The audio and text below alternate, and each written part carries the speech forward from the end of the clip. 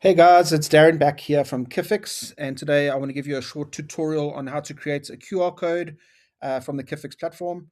So on the dashboard, you can basically just go to QR Studio and then go to Create QR, and it'll open up the page here with the kind of preview on the right-hand side of what you're going to get. Um, for the sake of this tutorial, I'm just going to use a URL. So whoever scans the QR code will be directed to the URL provided.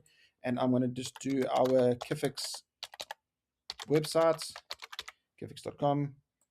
And then we can start now with customizing what our QR code will look like. So it starts off with a style. You can change the various styles and shapes of the QR code. You can see it's really got these cool little shapes there. Let's change the inner eye to this kind of shape here, and the outer eye, let's go for a rounded eye. You can see the edits are kind of in real time. It shows you exactly the preview, what it'll look like. And then we can change some colors. For the sake of this tutorial, I'm going to use a black background, and I'm going to use a gradient for the foreground. So the first color, let's go with a green color. And the second one, we can go with a yellow color. You can see how really cool the QR code is starting to look. You can then also customize the eyes. So you just select that. And let's say for the inner eye, we want to go with the blue. And the outer eye, let's go for a purple. Then we can see our really cool QR code here on the right-hand side. And then what you want to do is add a frame. It's up to you. You can add a frame, for example. There's one shape that you can use, and then you can go in and actually customize the colors of the frames. So let's use, I don't know, any color, a navy, a kind of bluey color with the frame there. And the text color we can do in white. So we can select a text font and just say KIFFIX QR code. And then it'll come up at the top there.